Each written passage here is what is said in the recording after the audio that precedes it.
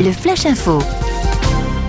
Et on débute au tribunal correctionnel de Coutances. C'est retour à la caisse-prison hier pour un jeune homme de 24 ans jugé en comparution immédiate qui n'avait pas respecté ses obligations liées à un placement sous surveillance électronique.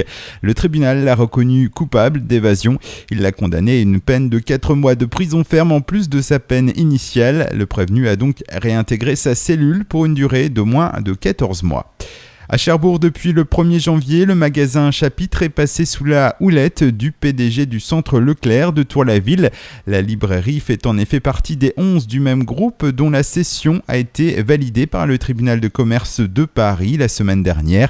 Tous les emplois devraient être repris. C'est une condition sine qua non de la cession. Pour les Cherbourgeois, ce rachat ne devrait pas changer grand-chose. L'activité restera la même avec la vente de livres, BD, CD et DVD. La grippe s'installe doucement en Basse-Normandie. Selon les informations collectées auprès de SOS Médecins à Cherbourg, les cas de grippe restent peu fréquents dans le Cotentin, avec 27 personnes atteintes, très en deçà en tout cas des chiffres de l'an dernier à pareille époque quand le virus s'était propagé à la faveur des fêtes de fin d'année.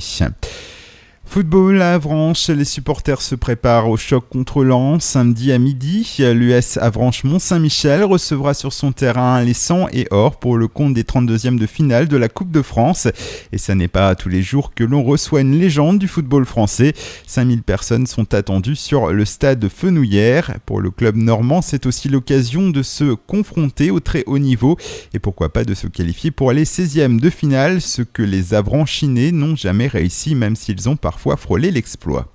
Et puis comme chaque année, après les fêtes, la mairie de Cherbourg-Octeville met à disposition des habitants des bennes à sapins. Il suffit simplement de poser son arbre de Noël dans l'enclos réservé. La ville espère ainsi sensibiliser la population au recyclage et leur faciliter la possibilité de recycler en plaçant des bacs en centre-ville pour ceux qui ne pourraient pas se déplacer à la déchetterie.